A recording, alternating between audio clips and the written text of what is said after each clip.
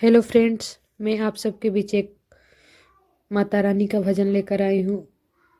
आप लोग को बहुत पसंद आएगा। तो चलिए मैं आप लोग के बीच अपना भजन सुनाती हूँ।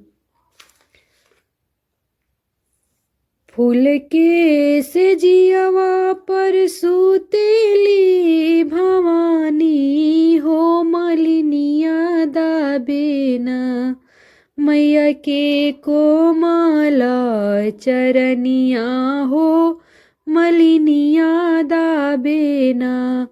फूल के से जियावा पर सुतली भवानी हो, मलिनिया दाबेना मैया के कोमल चरनिया हो, मलिनिया दाबेना।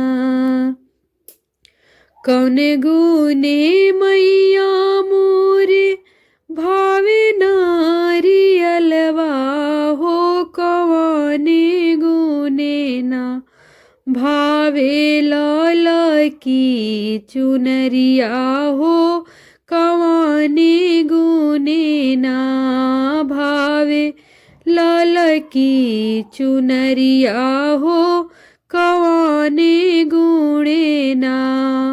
कवन गुने मैया मोरी भावे आढ़ौलवा हो, कौने गुने ना भावे से नूरा टिकुलिया हो, कौने गुने ना। कौने गुड़े मैया मोरे भावे धरिया देहड़िया हो, कौने गुड़े ना मैया। कौने गुड़े भावे मैया धाड़िया रेवड़िया हो, कौने गुड़े ना भावे हलुआ सुपड़ी सोहरिया हो, कौने गुड़े ना।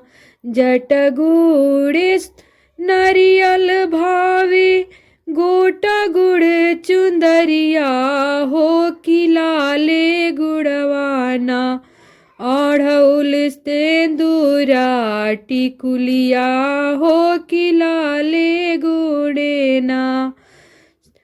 अढ़ौल से नूरा टिकुलिया हो, किलाले गुड़ेना।